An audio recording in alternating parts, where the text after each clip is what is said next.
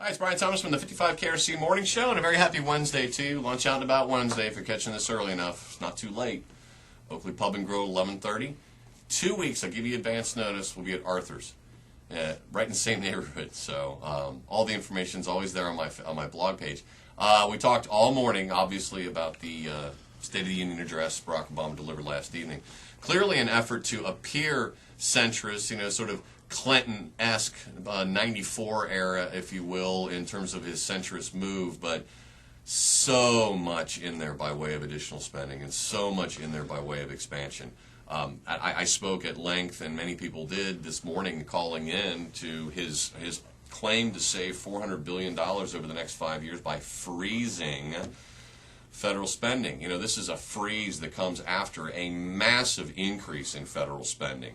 Salaries went up, government job numbers increased dramatically, and now he wants to freeze it. So, we did okay, I thought, in 2008, at least before the crash, and we continued to survive and live as a country. We were doing fine in prior years.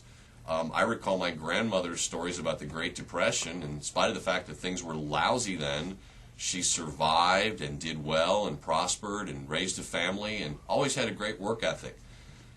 All without the federal government's intervention or involvement. And as the government keeps getting bigger and bigger, we talk about cutting now because it's clearly unaffordable.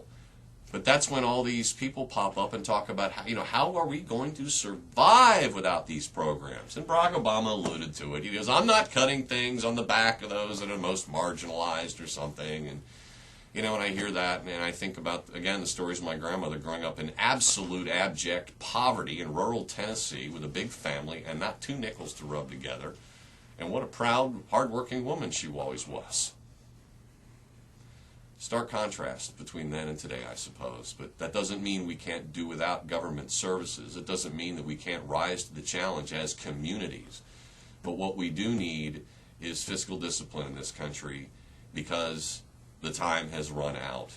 And I didn't hear a whole lot of fiscal discipline in last night's speech. And I refer you to, I believe, the rebuttal by Michelle Bachmann, who at least had some places that she outlined where we have some fiscal discipline possible. I talked to John Boehner, and he's on board for trying to make some cuts as well. Listen to the podcast. I spoke with him at 7:40. It's available on 55krc.com. And see what you think about what John's position is.